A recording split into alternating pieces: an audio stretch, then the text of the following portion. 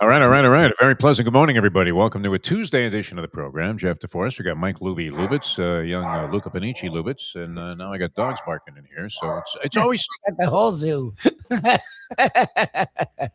seven podcasts, man. It's loose. It's good. It's real life. I mean, we're not in some studio that has been sterilized. Not that it was ever sterile, right? There was more disease being spread in those radio studios. 100%. Remember the mung that used to be on the mic covers? And you're thinking, did somebody throw up in here while they were on the air? I mean, what the hell happened? You try to clean it. You used to spray with a little Lysol, and then everybody got crazy with COVID. And thank goodness they started sending people home. And that was the greatest thing that ever happened. And here we are doing this stuff from home. So there's a few noises in the background that normally wouldn't pop up in what you would consider to be a professional broadcast, but it happens. And very happy, actually, that Skippy's barking at all, because a couple of weeks ago, I Sounds wouldn't good. I'm telling you right now, Mike. give You you should. 2 cents for his chances. I love this dog. I mean, he's one of the great misfits, misunderstood animals of all time. Anyway, a lot of stuff going on, Lubie. How would you like to be Kwesi Adolfo Mensa? Kwesi Adolfo Mensa. Are you familiar with this cat?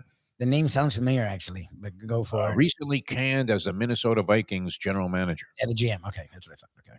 There may have been some underlying controversy surrounding this guy. I'm not sure what to make of that in perusing a variety of stories. I was just trying to figure out if this guy showed up at the Super Bowl site, and then I thought I had seen on a crawl that he had been canned by the Minnesota Vikings. This was a guy, and it wasn't necessarily that fateful, as it would be, decision to let Sam Darnold walk and keep J.J. McCarthy and anoint him as your starting quarterback, and then go into the season without any kind of veteran backup. Now, prohibitive probably what? Could they have kept both, Lubie, Sam Darnold and J.J. McCarthy on the roster? McCarthy is under a rookie deal. Yeah, I would have. Yes. Well, okay. Look, Darnold. This time they got him at a actually cheap rate for the 1 year. He got a real deal from the Seahawks. So I don't know if you could have given him that deal, and because McCarthy was a top 15 pick, so I don't know how the money worked, but I would have tried.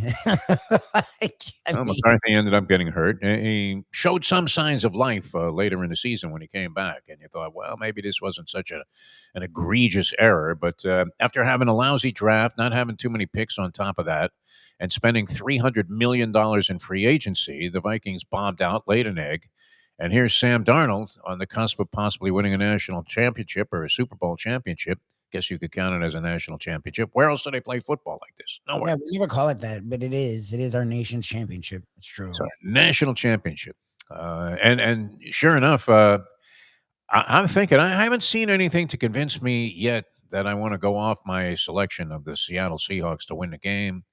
And I'm even becoming more and more inclined, and this is probably a good reason to go run right now. In fact, if you have your finger on the button of whatever phone app you're betting with, you might want to send it in right now, Moneyline Patriots.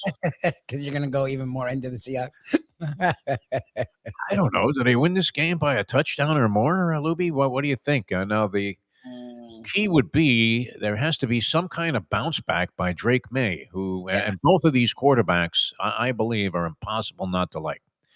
A lot of people take shots at Josh Allen, but when you see him in interviews, it's impossible not to like Josh Allen. Unless he's just a complete phony, which I don't sense. You see enough of a guy and you start to believe, yes, this really is who he is. He's representing himself in a truthful fashion. Drake May, just a delightful guy, humble, says all the right things. And Sam Darnold, I liked Sam Darnold now. It's funny how some people are remembered, Lubie, for one thing that they said. Right. When you look at John Henry, the owner of the Boston Red Sox, who has gone on to achieve great things as a sports owner, built a monumental sports empire on top of his commodities business, which he clearly was very successful at, to come up with zillions of dollars.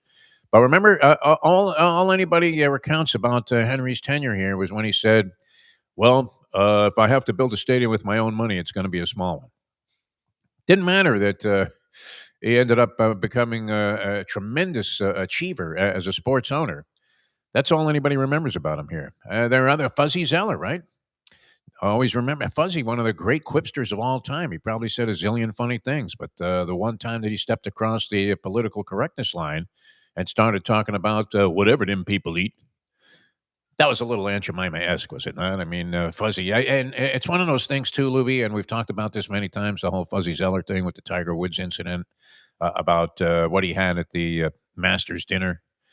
And Fuzzy was skewered for this. And probably, spent the last 20 years of his life. He just checked out this year, right? Fuzzy Zeller? That was Yes. this past year, anyway. This Yeah, year's last year. away. I can't believe we're already into the second month of 2026, Lubie. Where the F is the time going? But that's all anybody remembered about Fuzzy Zeller. He was a great guy. And when you're one of these people that says a million funny things, just trying to entertain people and give people a laugh and make people feel like you're sending out a good vibe, there's going to be a time, especially in the age of political correctness, where everything is read too deeply into, or a lot of things are, where, and clearly this probably wasn't the best thing that he could have said. But nonetheless, I mean, for him to be only remembered for that. Or the ghost thing, is that like that? Oh, and that's Sam Darnold. That's where I'm going with this. I mean, he said he was seeing ghosts after he got swamped by the Patriots when he was with the Jets. Midi. Losing, I believe 33-0 was the final score in that game. And that's what people remember. I mean, big article in the New York Post today about the redemption of Sam Darnold and how much this is going to mean if he wins the Super Bowl and what it means in terms of Jets history. Obviously, at the time that he was let go by the New York Jets, you were probably thinking, yeah, it is time to let this guy go, that it just wasn't working out. And so they made yet another mistake with a very high draft pick. They, I think, traded up to get into that spot to get Sam Darnold out of USC. Mm-hmm. I thought in that particular class that he had flashed the most potential of any of the quarterbacks who are coming out. He gets to the Jets, and look, almost every quarterback that's drafted highly is usually, with rare exception, going to a really bad team.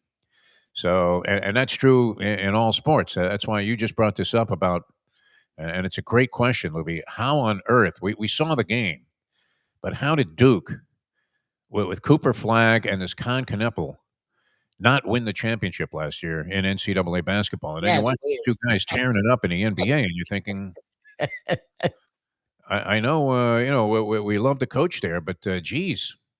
And that's a radical change from the perceptions. I was not necessarily. I rooted against Duke. I root for them to lose every game, like I do with a couple of teams. In basketball, I root against Duke in every game. I don't know about you, Libby. How do you feel about that? when I was younger, I it was weird. When I was growing up, I was young. They were already pretty good, so I didn't have any hatred. So I had an appreciation for Coach K, because I always grew up wanting to be a coach, and he was always the consummate coach, and you never heard him caught up in anything. As I've gotten older, and I realized a lot of it, there's a lot more to it than meets the eye. They've got, and then JJ Redick did it for me. I hated JJ Redick. Like, I actually liked Duke until JJ Redick, and JJ Redick, and then from that point on, they had a long line of. And I they had it before. They had it before too. I mean, Leitner was a piece of work, but like your Grayson Allen. Grayson Allen was a complete asshole as a college. There was a lot, and literally deserved to be decked by any number of guys. Cheap shot artists are the one. I mean, if you had to ask me, what is your sporting pet peeve? Bad officiating, possible fixed games. Carmine Abatello, who just checked out, stiffing those 3 to 5 shots. But cheap shot artists are the absolute worst. So if you play sports and you've been victimized by a cheap shot artist, and maybe you even survived the incident, and you try to shake it off, and then the guy just keeps doing it, the same thing over and over again. I guess Dylan Brooks is that guy in the NBA? Oh yeah, for sure. Nowadays, leads the league in technical fouls, probably flagrant, probably virtually every other ugly category. And you have that guy. I don't know. Was Rodman that guy? Rodman for sure was that guy for a long time. I mean, so but Allen didn't deserve to. I mean, Rodman was in there banging with the big heavyweights. I mean, he's in there trying to out rebound Shaq, boxing out guys that are monsters. Tree Rollins, these kind of guys. But did they play in the same era? I want to say yes to that. Maybe Rodman came around the same time. But, I mean, animals in the post, and he's having to go and trade elbows with him and do all this stuff. So if he's inclined to take a cheap shot here and there, all right, it's not good, but it's a little bit more condonable. And yet Grayson Allen had no – I mean, he would just go and trip a guy from a blind side. Guys turning around and run up the court, and he'd just stick his foot out. I mean, he was a complete asshole. Yep. All led and contributed to me not being a big fan of Duke basketball and rooting for them to lose every game. Now, they're going to be good pretty much every year. But yeah, how did they not win the championship last year? We saw the game. I mean, they fell apart. Yes, To well what? they had Kelvin a chance. Sampson? I'm trying to remember. Yeah, wasn't it Houston like Yeah, flag Houston. in the last 40 something seconds? Flag made every stupid mistake you could, and Unbelievable. this even missed a free throw. It was bad. But and I remember Knipple doing anything in that game. So that's to me, it's like what they're doing on the NBA stage as rookies in the first half of the season is really impressive. Yeah. Both with lousy teams. The Hornets have now won 7 in a row. Yep. And all of a sudden, aren't the laughing stock that they've been? LaMelo Ball turned out to be the best of the balls. Oh, So yeah. Lonzo Ball clearly had his. I don't know that he was as good as LaMelo would have been as a pro if he hadn't been injured and compromised by injuries, but certainly that has limited whatever distinction he could carry as the best of the balls. Whatever happened? Was it LeVar? What was the father's name? LeVar. Good for LeVar, you. right? LeVar Ball. Yes. All right. Whatever happened to him, man? They He don't doesn't talk matter. anymore. Yeah, well, but we He all was say, in every show. You could not get away from LeVar Ball. no, he talked a lot of crap, and he had three kids that looked like they were going to play in the NBA. The Leangelo's horrendous. Lonzo's good, but not great, and also hurt all the time. And LaMelo actually has a lot of talent, but he's just not consistent. Crummy team. Like he's on a bad team. He's also not consistent. Like there's a lot of flair, but maybe not a lot of substance with him. But having a guy like Knipple and now Brandon Miller, they have 3 young, interesting players, and I think it's helped LaMelo Ball out a lot. Like him being the guy there wasn't the thing. I think Knipple fits that role, and I think he fits as just one of the really good players. And they have a very interesting team right now. Bridges is solid. Miles Bridges is solid. So you look at a box score. Yeah, if you look at a box score, you see Knipple always doing something. Yep. No, he's legit. All right, and we'll get into the NBA. Scoop Skolnick's going to join us about 8:45 today. Scoop Skolnick. Of course, the big story would be, are the Heat legitimately in the hunt? And could this happen by Thursday for Giannis Antetokounmpo? The storyline yesterday was that the Milwaukee Bucks are now countering the offers. This is almost like an episode of Shark Tank. Could you do it for 17.5%, Mr. Wonderful? And what about that $10 royalty that you want on every item that we sell, which we're only selling them for $8.95? I guess some of these companies really prosper after being on Shark Tank. There's no doubt Ring, which every home in my neighborhood has, came from Shark Tank. They didn't get a deal, though. No, but that's where he said, screw it. He didn't need them. He would probably been hurt. Like look how you can't live without it now. Yeah, look how big they are, and that was without them. They always jack a percentage. That's like what? Oh, the guy comes in. He says, "I need $300,000 for 10% of my business," and then walks out with $150 for 40%. Yeah, I mean, it should just be called Loan Shark Tank. Yeah, we were going to do that show. That's what it is. Guy comes in. Look, I need $20,000 to pay off my credit cards and another $20,000 to pay off my book. What can you do for me, Mr. Wonderful? Well, I'll tell you what I can do. I'll give you the $40,000, but I want it all back by tomorrow. And if it's not, I'm going to charge you 150% interest on a daily compound. That'd be great. Get in front of a guy on Loan Shark Tank.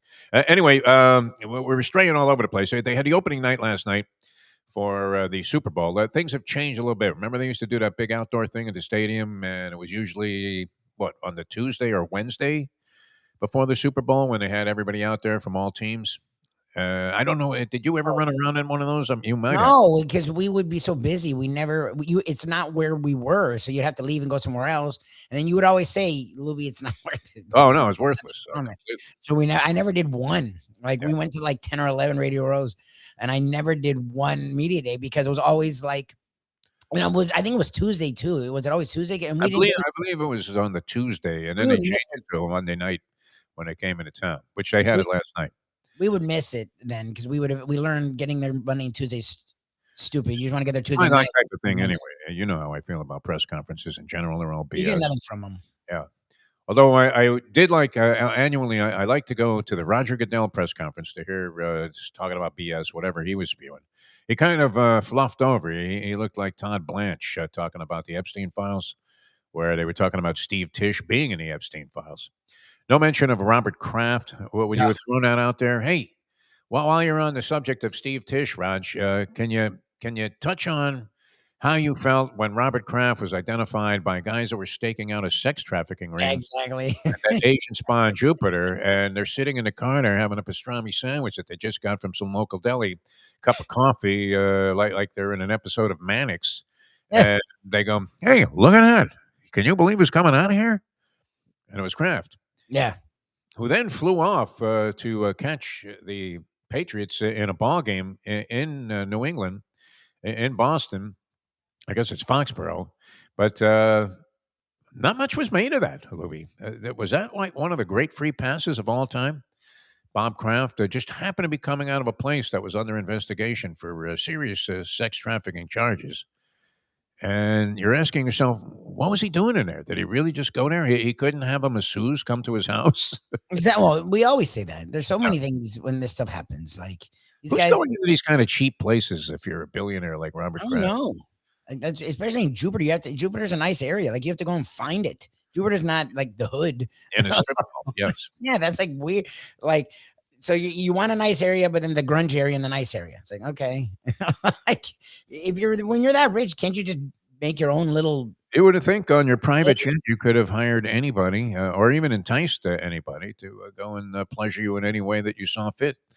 And especially, I mean, you would figure Kraft probably, if he's going to be discreet about this stuff, has some high end call girl meet him at the airport dressed as a stewardess or a flight attendant. And the rest it takes place right there in the privacy of his own jet.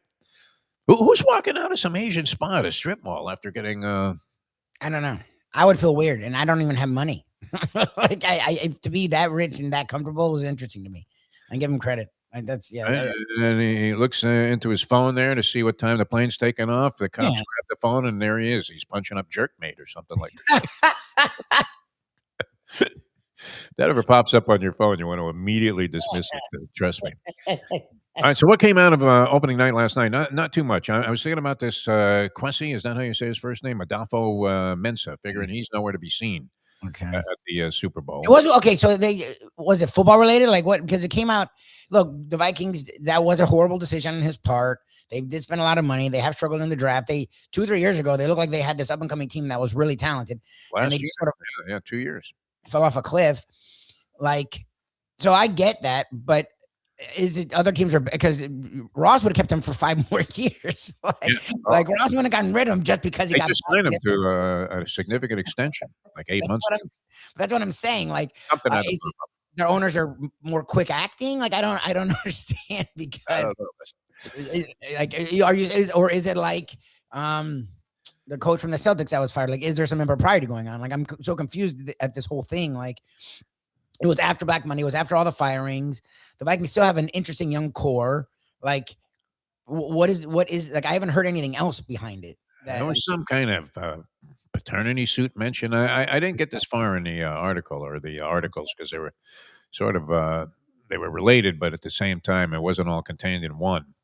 The one that I read was dissecting his failures as a general manager with Yeah. where he was positioned in the draft, the fact that he got nothing out of it for the most part. I guess their first round pick was okay. After that, nothing. But they only had 5 picks. Spent $300 million in free agency, which we said. Yeah. And on top of that, makes the bonehead personnel decision. And there was reason and many reasons to take a look at Sam Darnold and say, Yeah. this is our guy. Yeah. Look, we talked about it. They struggled at the end of the year, but they were 14-3, and they were not good before he got there. Sure. I mean, would you dump Drake May because he's had a couple of lousy games? Oh, what do you mean? Patriot fans are hailing him. So, and good for them. You should. He is the future of the franchise. Darnold's still young enough where he could be. I mean, Seattle, he is. He's there. I think he's only 28 years old. Is that possible? 28? Yeah. Because remember, it happened fast. He came in young. Remember, he was young, left as a junior and was a young junior.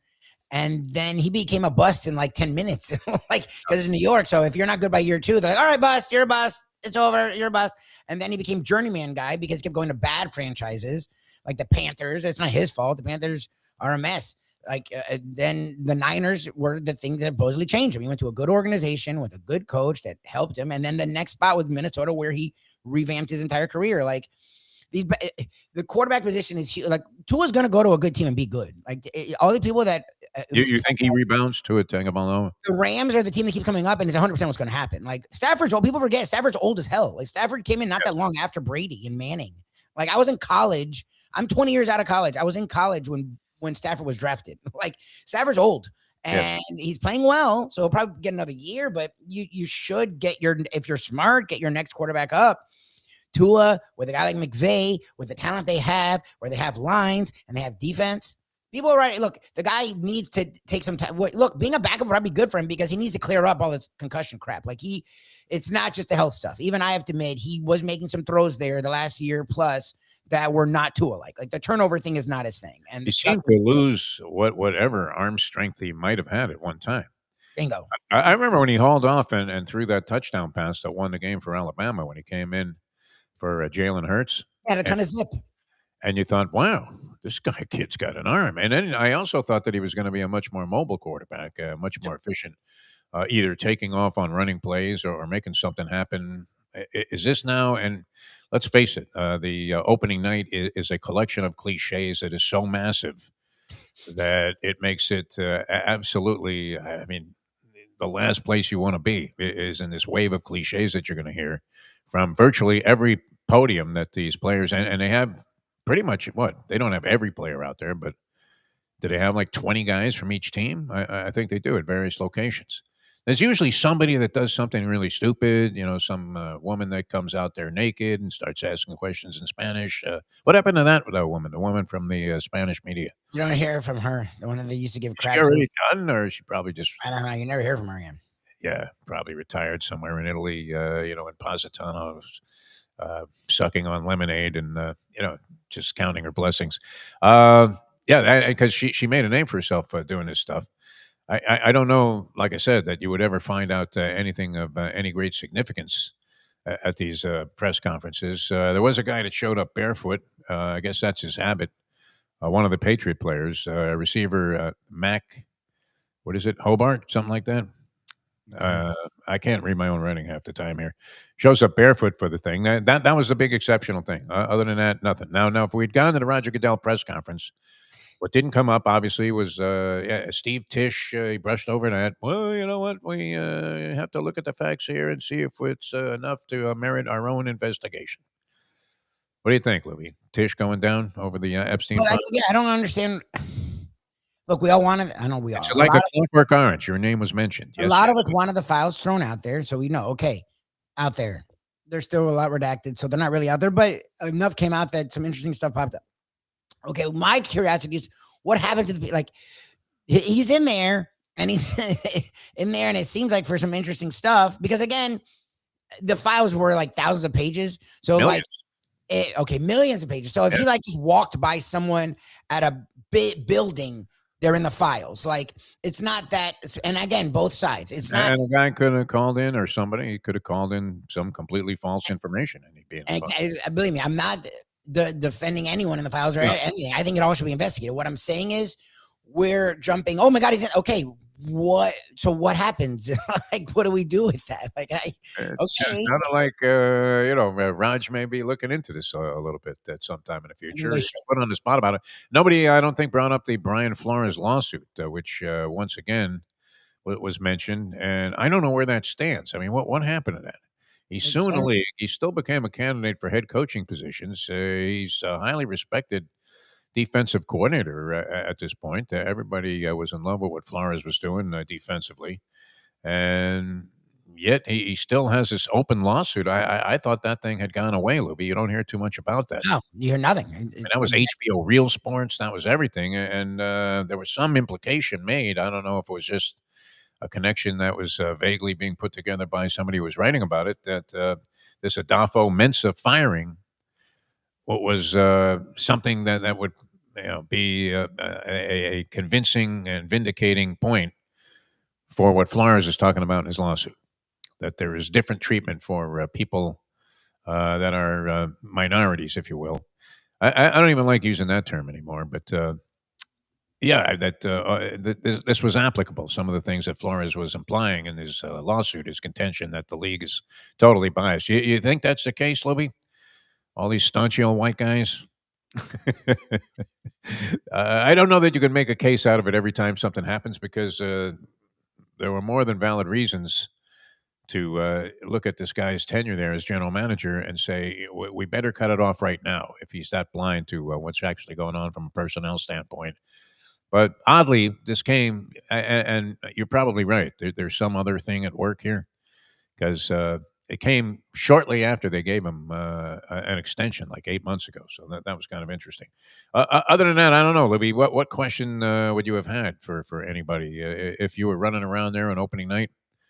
Would you have wanted to pose a question to anybody or at the Goodell press conference? Anything of any significance that strikes you that you feel is a compelling answer to know coming into the Super Bowl? Because I haven't really. I haven't gained a great feel for this. I just looking at the two teams, the way they're performing right now as they led up to this game. And Patriots, again, caught every break. Were they vulnerable? Could have easily lost to the Denver Broncos in that game to Jared Stidham at quarterback. Conditions became prohibitive.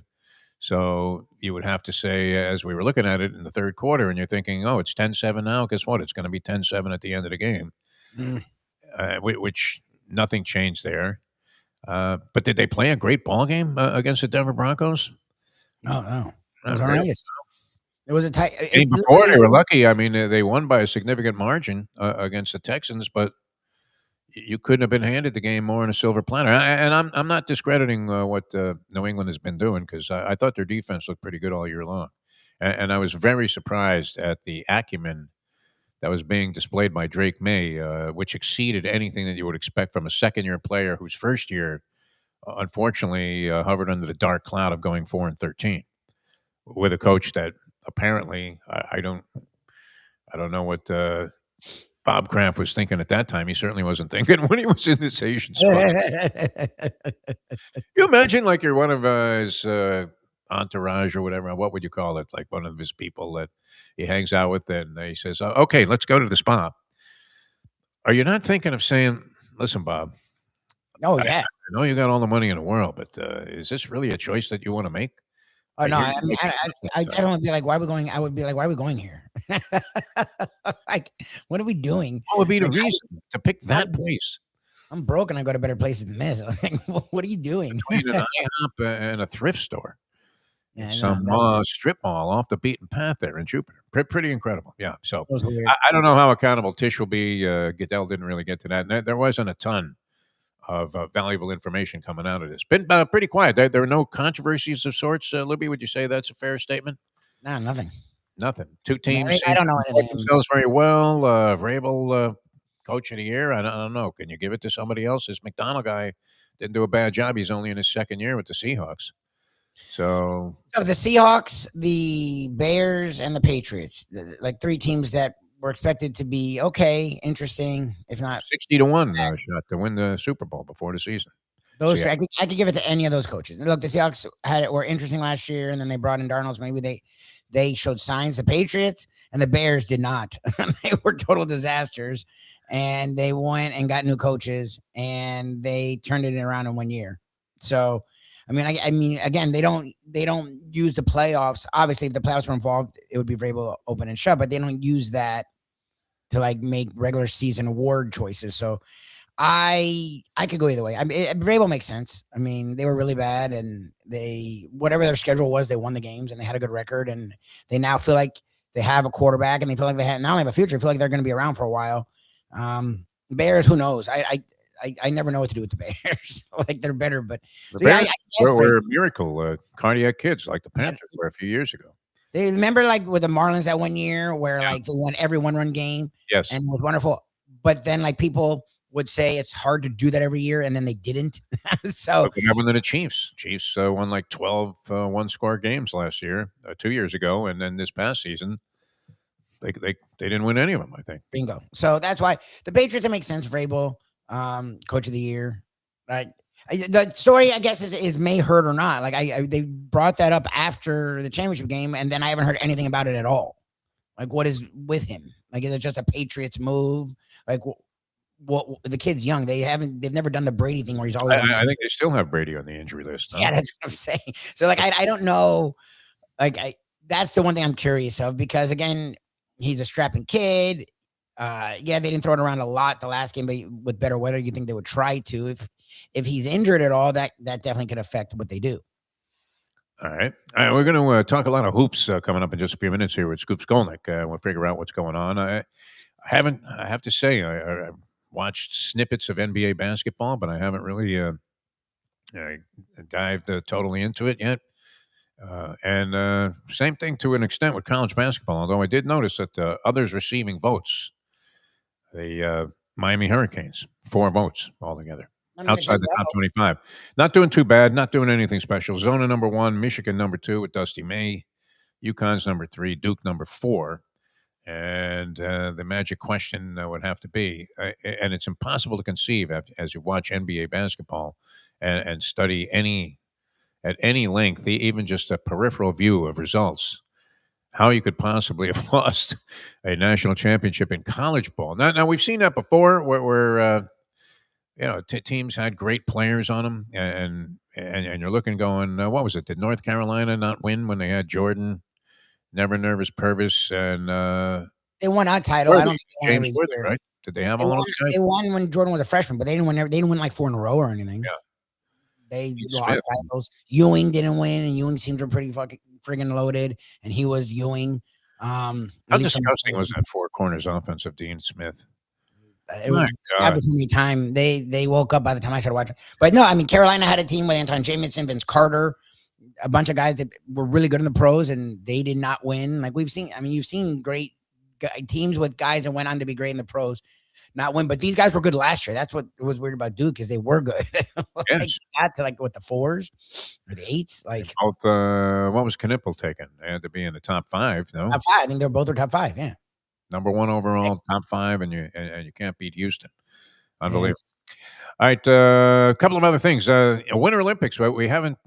I don't know. I don't know what to make of it. There was already a bust in the Winter Olympics of a biathlete. A female biathlete is doing juice, so she's suspended. I don't know if she's going to be in the Olympics. This is worthy of mention here.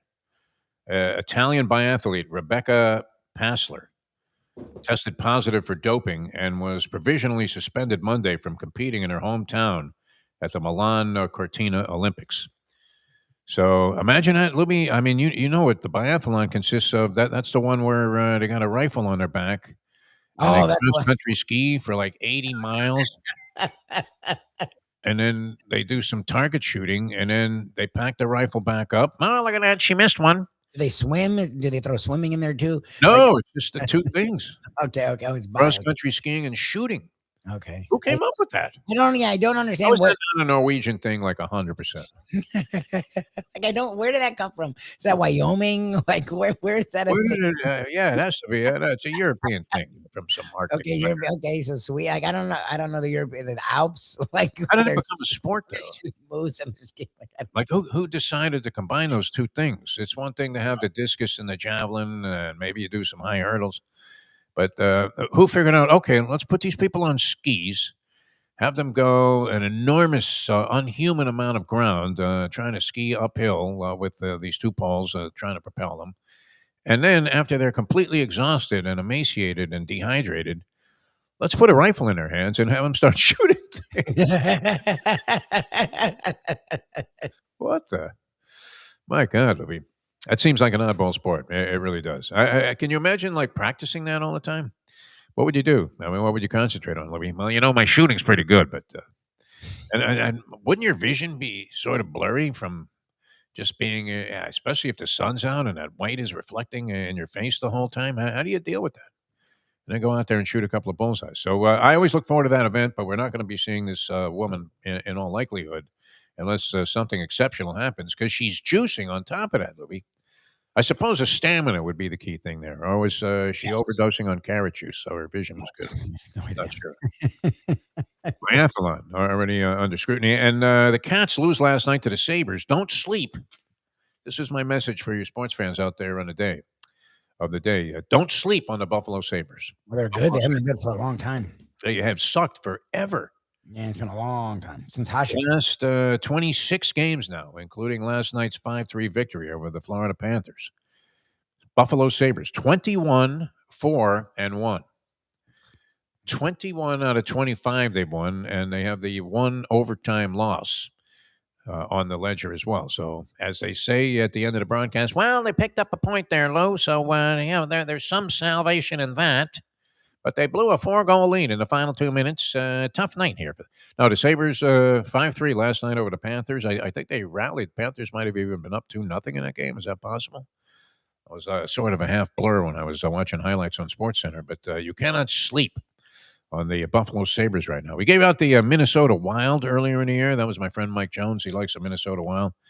I don't know, Lubie. Do you have any clue who's going to win the Stanley Cup? I'm assuming, and maybe this is an unfair assumption, because we've seen teams do this that have been accomplished, and then they go through a season and it looks sort of lackluster. But clearly, you would have to attribute some of that to missing their best player.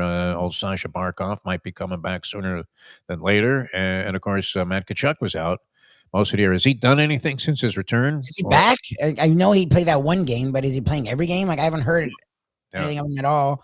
And Marchand, who saved their ass early in the year, has been in and out. He's an older guy, so he Yes. has nagging stuff. Like, it sucks. Those are really the three best players. So, and then the other guys haven't picked up the slack. All the guys that they give all that money to, you really haven't heard anything from them. So, yeah, I don't know. It's annoying because all the people said expect them to miss the playoffs. I'm like, they're gonna make the playoffs. We'll see what happens. I don't. Now it's Would they not be dangerous if they had these guys back? Yeah. No, if they. I mean, they went to 3 Stanley Cups. If they had these guys, it wouldn't be 9. They wouldn't be 9 points out of the playoffs. They'd be fighting for a top 3 or 4 spot. I mean, you miss your 2 best players and arguably miss a lot of time from your 3 best players. What team can withhold that? I mean, it's just annoying because they have enough talent that you thought they could at least be in the playoff contention until they come back. But there's only so much you can do, I guess. They've hit a wall the last couple months, and it's not great. Just hasn't seemed to be a very inspiring season so far. You're waiting, just hoping that somehow they get it together at the end, almost needing the magic wand theory of Mike Lubitz, where you wave a magic wand over the team at the end of the year and all of a sudden they're good. And it worked a couple of times for you with your Miami Heat. With the Heat, yeah. There are some so-so seasons. All right, we're going to answer the question, will Giannis Antetokounmpo be wearing a Heat uniform? And is there a better source to go to for this kind of information? I'm sure Barry Jackson was digging at the Heat Gala last night. He used to love circulating around and just kind of hovering around a table and then going, Shaq, do you have a minute to answer a question? And Shaq would mumble something, and Barry would write it down. Says, Shaq is demanding a trade. No, he wasn't. It wasn't like that, right? Shaq wanted to swap out the shrimp for the portobello mushrooms as an appetizer, and it would come out in the press that Shaq demands a trade. We will be back. Scoop Skolnick, Ethan Scoop Skolnick. He has his 5 Reasons Sports Network. Of course, longtime veteran newspaper guy here. Worked for all 3 of what would be considered local papers. Local paper, are we ready to put in the autopsy there for the Sun Sentinel Sports section, Lubie? I received one yesterday in error. Okay, so I don't know if the cold was holding up shipment or whatever, delivery of the New York Post, but didn't come a couple of days in a row, so I had to call for a redelivery. Usually that never happens, and both times I did get a paper delivered, but yesterday it was the Sun Sentinel by mistake, because the person that delivers the Post also delivers, I think, like the Wall Street Journal and the Sun Sentinel. All right, so, and they're like, my neighbor actually gets the Post every day. Can you believe it? My man Rory, next door to me from New York. It's the New York Post. So we're the only 2 people, I think, anywhere within an 80-mile radius that are getting newspapers delivered. And you're hoping that the guy doesn't miss you. So he delivers whoever it is. I don't even know. I've never met this delivery person. Delivers a Sun Sentinel to my door. So I thought, okay, this was a sports section that I really used to enjoy, Libby. Did you not think that the Sun Sentinel had one of the better sports sections? Well, you weren't that familiar with other papers, but having been in many, many cities, you would have to say the Sun Sentinel and the Miami Herald at one time were sort of with some of the better newspapers in the country. As far they were elite papers. I mean, my whole life growing up, the writing staff maybe wasn't the Boston Globe of the 70s or whatever, but the writing staffs were really good. I mean, The Sun Sentinel and the Herald both had good sports sections. Papers around the country. I mean, they were really good. Wow. I mean, it's not only uninspiring because they have very few local writers, but even though did they cut back on the layout people there? It really doesn't look any better than the old Hollywood Sun-Tatler did. I don't know if you guys were familiar with that particular publication, but now it's escaping me the guy's name. He was like a rather overweight guy that really was the prototypical scribe, where he always had like a mustard stain on his shirt, and he was the editor of the Hollywood Sun-Tatler, sports editor, which had maybe 2 or 3 writers. I mean, there might have been some people that actually went on to success that launched their careers there. Because let's face it, you got to latch on somewhere. And the weird thing about this guy was, you're thinking, how much money could he be getting paid to be the sports editor of what was essentially a bit of a rag of a newspaper, by comparison, certainly to the Herald and the Sun Sentinel and even the Palm Beach Post.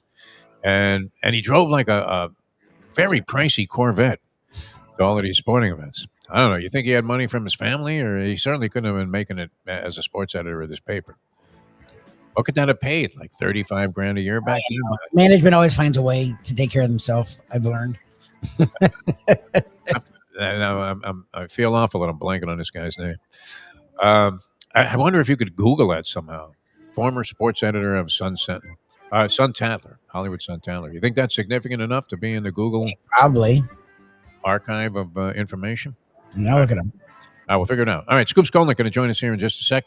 Back with Scoop in a moment. Now that the time, he would know. It's 8:45. Hey, folks, Tony Segreto here. Let me ask you a question. What do you look for when you go out to eat? Good food, obviously, friendly atmosphere, not too loud, but good energy, reasonable prices, and a place where you feel comfortable.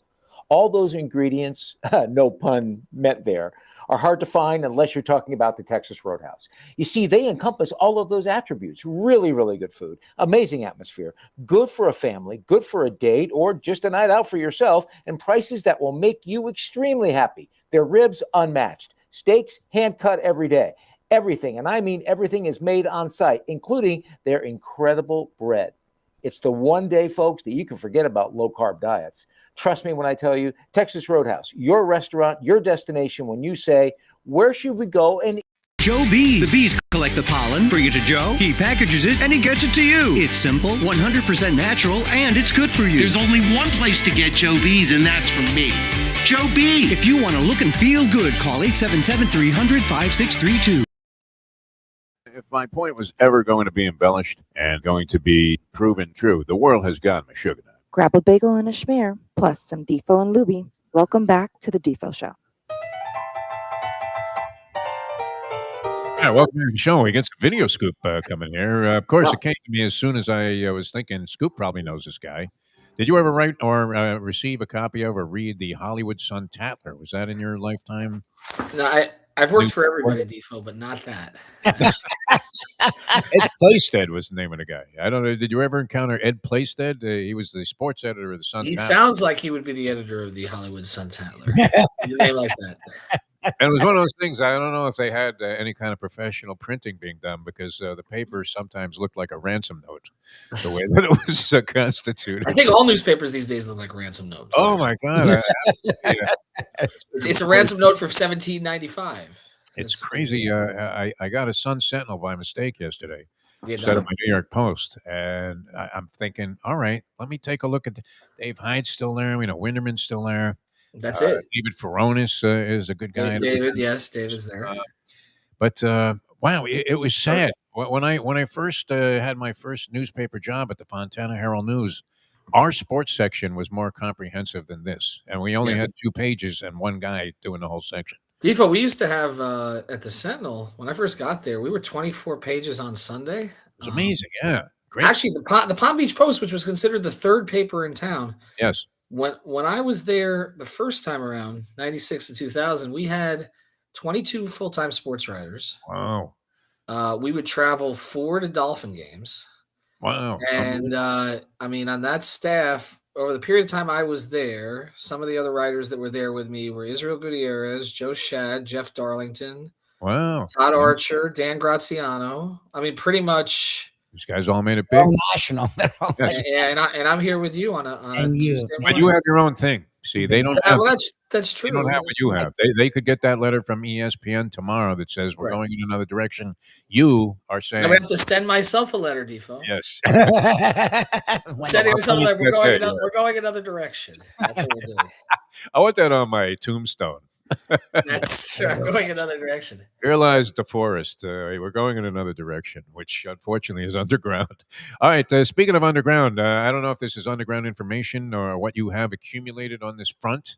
But of course, Lubie, I mean, he's foaming at the mouth here. Oh, apoplectic is. We've been waiting for this for like 25 years. It feels like. Yes. The Heat have been waiting for this for like 7 years. Pre-Butler, I feel like.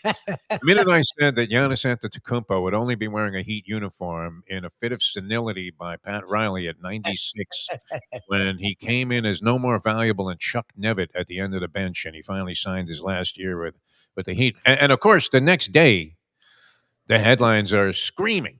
Yes. Giannis to the Heat. So what do we know about this scoop? Well, what we know is that first thing, that's my alarm. That's what we know. That's my Giannis alarm.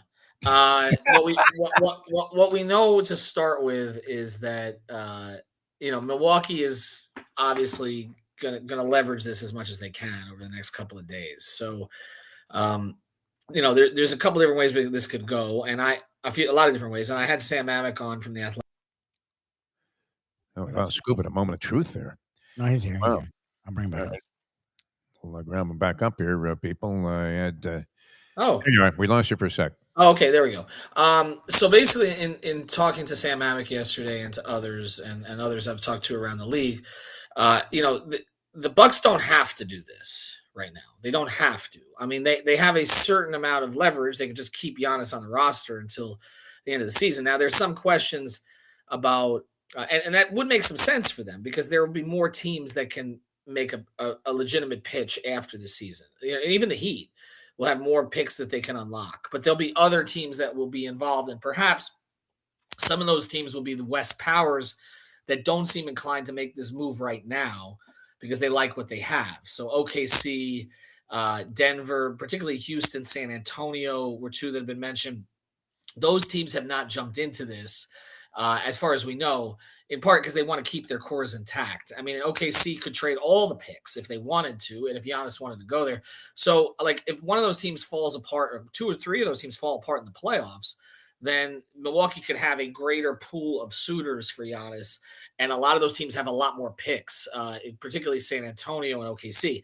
Now, the benefit to Milwaukee getting this deal done now is, A, they would likely get at least one pick in the upcoming draft, which is a draft. Okay. So, and you get the player sooner, right? So that's one advantage. This is the second advantage for them is that they don't have to deal with a malcontent for the rest of the year who's on a different wavelength than them. Giannis wants to play once he's healthy. The Bucks want to tank.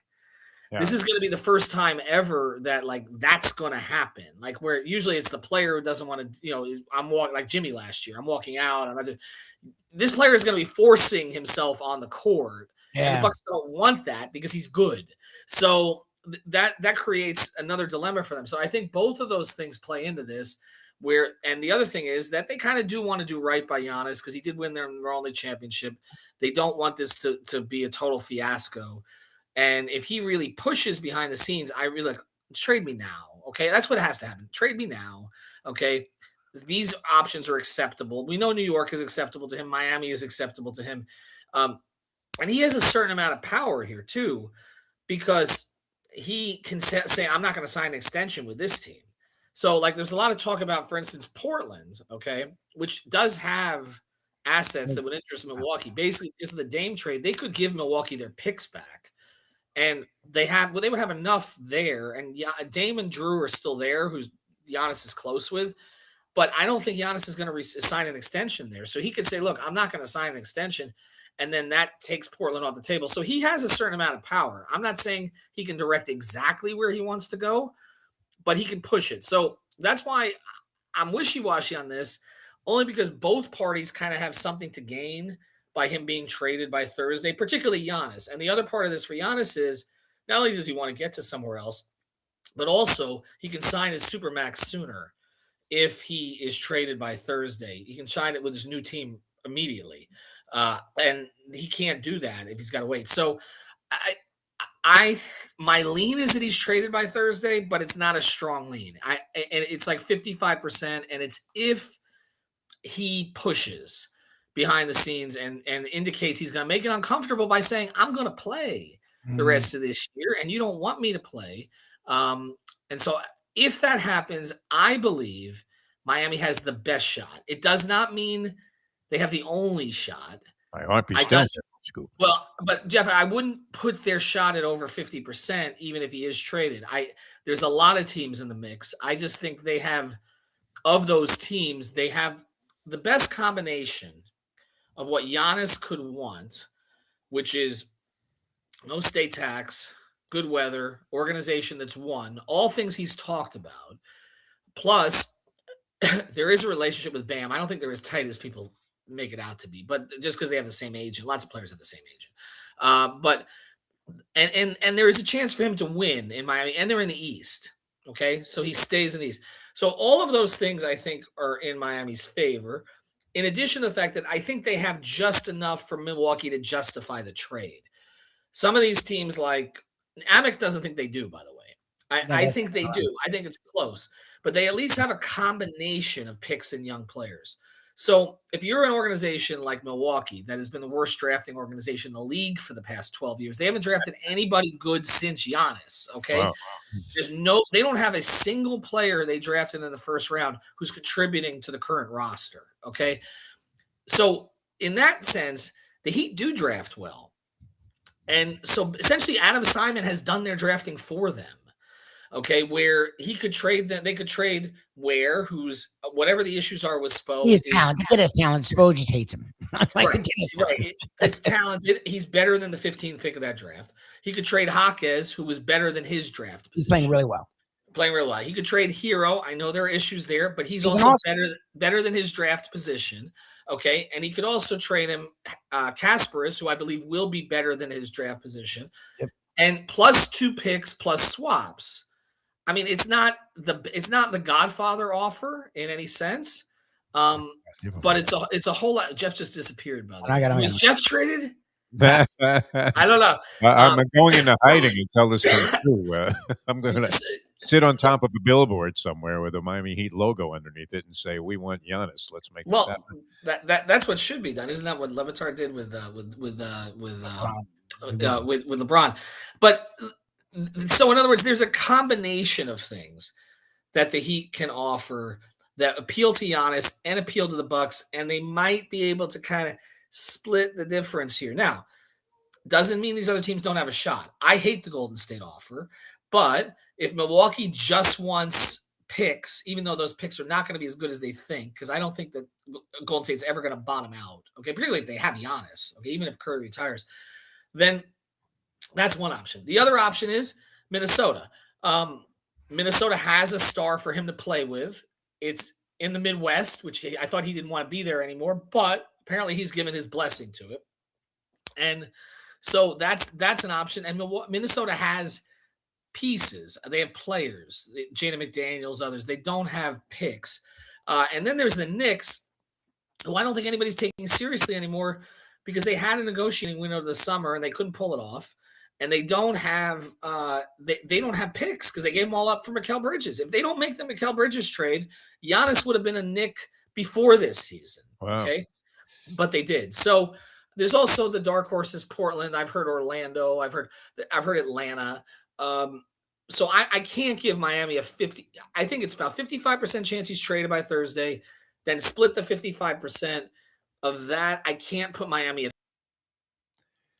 Now we lost the connection here with Scoop. Right as he was coming to a conclusion here about where Miami ranked in terms of percentages. Although Lubie, you would have to say you were ranking when we lost you there. You were ranking Miami's chances percentage-wise with a really, sharp mathematical permutation formula there. That sounded like you were calculating a new stat in baseball. So where did you leave the chances at? But for and Lubie, I would say there's a 55. I would say there's a 55% chance he's traded by Thursday, and of that, I would give Miami maybe I put them in the leadership with about a 35% chance of getting it done. All right. Okay. What do So, you I got? What do mean, you got? again, Oh, I he wouldn't be answered. planning the parade, but I think they've got a shot. That's the way that All I've right. put it. I mean, he answered pretty much anything I would ask, except for I see. That's why I thought was different this time is that Giannis has said, "Look, I want to be traded." Like I thought he has done that. Like he hasn't. Like you know. No, he has. He has in this subtle way where he doesn't want to be the villain. But again, is he going to go the next step where it's like, okay, trade me, goddamn it, and I don't know that he's going to get there now. If he does and says, look, there's only two teams I'm going to sign an extension with. Okay, it's Miami and it's New York.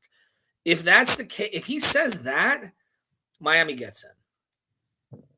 Because I don't see, because then Milwaukee is going to negotiate with New York again and be like, well, you don't have anything different than you had before. You don't have any picks.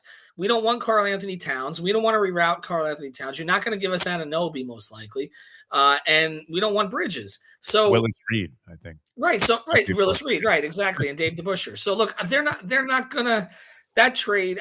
I don't see him going to the Knicks, even though I do think that's Giannis's preference. Yeah. As long as he's okay with Miami, which I know he is, then if he says that, then that's fine. If he says, "Look, I'll go anywhere and sign an extension," that hurts the Heat. In that case, I don't. Then it's sort of taken out of their hands, and it's kind of in the Bucks' hands on whether they like their package. And I think the big issue in the package, and I hate to say it, is Tyler, because this whole idea of him being a Milwaukee guy is totally overstated. They don't care about that. The question is he going to play? Okay, because he doesn't play anymore. But the other thing is he's due that extension, and you have to, like Sam said on the pod with me, he's like, you have to love Tyler. Like, if you love Tyler, then yeah, you can sell this as an all-star, yes, from our area, who's a very skilled offensive player. He's still 20. He's 26. Okay. He's not an old player. He's sort of entering his prime, but his prime has shown he's fragile. So that's the thing. If they like or really like Tyler, then there's a shot here. If they're looking at Tyler as a bad contract who they're not going to extend and they're going to unload him after next season, then it's tougher to make that deal. Then they have to really love Ware. And I don't, the hard part about Ware is that Spo has devalued his own assets. We're not helping at all. Like I don't. And look at the numbers. Will play 3 minutes and have 10 and 8. It's like he played 3 minutes, Spo. Like give him 10 at least. What is he? What gets under his skin about this guy, Scoop? It's weird to me. And look, I know it's not just Spo. Okay, it's the staff. The staff is frustrated with Ware. I know that. It's I know at least a couple of assistants. You're thinking not subscribing fully to Heat culture? Is that the issue? The thing about him is he's not Whiteside. Like, I haven't interacted with Khalil as much as I interacted with Hassan, but like Hassan was selfish and kind of distance from reality. Okay, he was watching cartoons when he was supposed to be watching game films. Supposedly. And fish, right? and look, and Hassan used to talk about. The thing Spo used to say to me about Hassan was he's really good at he says he'll work, he just won't work with. He says he'll work, he'll go to the training, he'll pump iron, all the rest of the stuff, but he doesn't work with. He never had an assistant. Khalil's not like that. Khalil is very well liked by his teammates. He's a nice kid. He's a thoughtful kid. He doesn't say a lot, but I mean, he went with the Monks, and I know I already talked about Wemby, but he went like overseas. He seems to be a fairly well-rounded person. I think he likes basketball. I think. I don't know. He drifts. It's like they have to hammer this up, and it's not like he's incapable of it. We see pockets of it where he's like, okay, he's setting the screen the way he wants him to set the screen. He's boxing out the way he wants him to box out. So I understand Spo's frustration. Again, it's not just Spo, by the way. It's not just Spo. Okay, but I get it. But what I don't understand is they've treated this guy different than everybody else on the roster. Literally, I love Nico. Love Nico. Great person. Was happy to give him the extension. Okay, it looks like a total bust right now. Nico, he's constantly making excuses for Jovic. Yes. He's never criticized Tyler's defense once. Not once. Bam, he's never criticized his offense once. It's always, I got to do a better job. With Khalil, it's like, well, you see why I'm not playing him. I mean, it's just very weird because he's taken this approach that is totally different. And this is the guy who has to be the centerpiece of a trade And I can't imagine this is the entire organization is on board with this, because if you're Milwaukee, you're like, this is the best coach in the world, supposedly, Yes. right? And the best organization, other than maybe the Spurs, in terms of developing their guys. And like, they're frustrated as hell with that guy. We're not any good. We have Doc Rivers as a coach. How are they going to develop? How are we going to develop this guy if they can't? It's a weird deal right now. Don't summarily dismiss the idea of the Knicks including Willis Reed and Dave DeBusschere because of the NBA's penchant for seeking contracts of deceased players, Yes. so that they can accommodate salary cap restraints and things of that nature. Scoop, always a pleasure. I wish we had more time. I know James Harden supposedly is going to get traded Again. So there's a big name on the trading block before the deadline. Defo for his fourth request since 2020. Yeah, you know what? He's requested trades from 4 teams since 2020. Since Dwayne has been retired. James Harden has requested 4 trades. And yet he's still playing. I mean, he's producing. He's averaging like 25 a game, 8 assists. So it's not like he's a total stiff. And they're 17-4 in their last 21. Yeah. Did they start out 6-21, something like that? The Clippers. Yeah. So. Kind of a weird thing. All right. Do you anticipate a lot of activity? Just one final thing, or you know what's crazy about this? Again, this go either way. If Giannis is traded by Wednesday night, Thursday is going to be a bloodbath. It's going to be a free for all. Okay. Wow. I think the Giannis trade again. I think Milwaukee's going to take a couple days, but typically the huge trades are made Wednesday, not Thursday. That's what's happened in recent years. Tuesday or Wednesday. And then other teams can start to do their business. If that domino does not fall until Thursday, I think a lot of teams are going to be sitting there and then maybe try to pull the trigger with an hour left. Like we saw a couple of years ago. Remember the Heat were trying to get Lowry at the deadline. They didn't get him. They got him in the summer. But they got Oladipo with 9 minutes left before the deadline. I think there will be teams that have other trades in their pocket. And they may try to make them late. If Giannis is traded Wednesday, though, then all these other teams they're gonna be like, okay, we got to do something, and we're gonna and they're all working on things, and I think there'll be a lot of moves made. Otherwise, it's just gonna be a bunch of smaller deals, and then that's pretty much it. So we'll see. I mean, I think Ja's gonna get traded.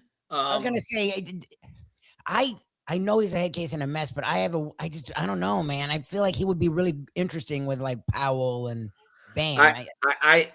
I think they could pivot. They're not against it, but they're not going to give up anything that's going to. Now, if Giannis is traded on Tuesday and Miami doesn't have another player in their sight, let's say Giannis is traded to Minnesota, okay, to play with Ant.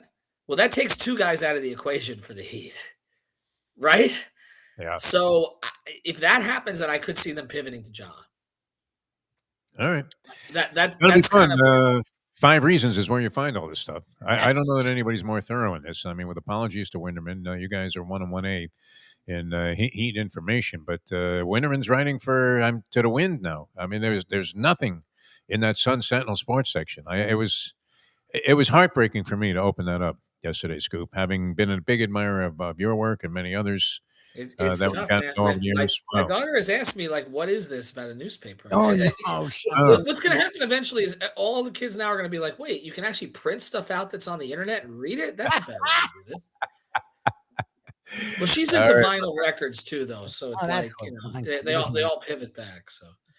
All right, always a pleasure. Thank you, sir. As often as we can do this, we always enjoy it. So thanks so much for being with us, Ethan Skolnick. In the next couple of days, that's my thing is, look, if you miss out on this can't be like years past. Like you can't miss out because the drama has been waiting there. Well, what did it sound like to you? I mean, the way Scoop put it. The way I'm reading things is, I think the Bucks are just going to be greedy and not do anything. Because they will get the most. That inspiring to me, all of these players they would get from the Heat. They'll get the most in the offseason. The Heat will give them 4 picks if they wait to the offseason. It sounds like the Kareem trade when the Bucks, who were involved in that, of course, got Junior Bridgman, Brian Winters, and Dave Myers from the LA Lakers. For Kareem Abdul-Jabbar. Now. Brian Winters wasn't a terrible player. Junior Bridgman was okay. Dave Myers was a big-time bust. Ann Myers' sister was a far better ball player in terms of productivity as a Was there any pro women's basketball back then when Ann Myers was around? No, right? WNBA came along a long time after that. Did Ann Myers? We'll have to check her out because she was good, man. I mean, Dave Myers coming out of UCLA looked like he was going to be great. I think he might have been the number 2 overall pick or something like that. But those were the 3, and I think that was a better accruement. What would it be? Accruing of talent by the Bucks than this would be. Yeah, because if Ware can't get it together with Miami, I mean, like that was an interesting illustration. Spo always defends these guys, no matter how horrendous. Yes, the Ware thing is really the game. Because the kid has more talent than a lot of these guys. Like, and then it comes to Ware, he's like, "Well, you see it. Oh, look at this guy. He's garbage." When he plays, he looks really good. They call him Mini Wemby, and I thought he was going to be a real good player. I really did. All right, we got to run. Yeah, we got to go. Okay, all right. See you guys tomorrow. Thanks so much. And for Scoop Skolnick, always a pleasure having him on the show. And Mike Lubie Lewitz, I'm Jeff DeForest. We'll see you next time as we leave you know that. The time. It's 9:09. Let's go to eat a damn snack. Look what they done to my show.